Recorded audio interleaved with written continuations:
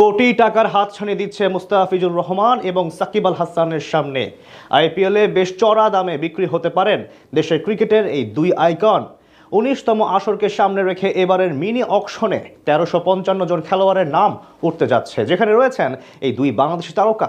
আইপিএলে দুটি জনপ্রিয় বাংলাদেশি মুখ কে কে সেটা আলাদা করে বলার প্রয়োজন নেই, যদিও দুজনের পথটা দুরকম। একদিকে মুস্তাফিজুর রহমান, যিনি লম্বা সময় ধরে খেলছেন আইপিএল এবং বিভিন্ন ফ্র্যাঞ্চাইজির হয়ে খেলার অভিজ্ঞতাও রয়েছে তার। অন্যদিকে আছেন সাকিব আল হাসান, তিনি অবশ্য তার ক্যারিয়ারে প্রায় বেশিরভাগ সময় কাটিয়েছেন কলকাতা নাইট রাইডার্সে। দুজনের যাত্রা দুরকম হলেও মিল আছে এক জায়গায়, আর সেটা হচ্ছে আন্ডার রেটেড পারফর্মার হিসেবে দুজনকেই তুলে নিয়েছেন সাফল্য। তবে তাদের ভাগ্য হয়নি আলোচনায় থাকার। তাদের চেয়েও খারাপ পারফর্ম করে অনেকেই দাম তুলে ফেলেন 10 কোটি রুপির চেয়েও বেশি।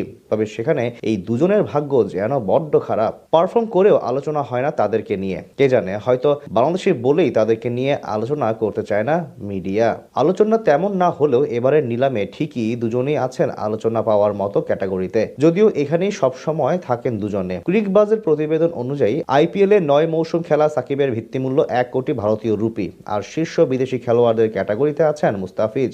এই পেসারের ভিত্তিমূল্য 2 কোটি রুপি, অর্থাৎ এর চেয়ে দামি অবস্থায় থাকার সুযোগ নেই আর কারোরই। দুজনেরই এবার দল পাওয়ার সম্ভাবনা অনেক বেশি।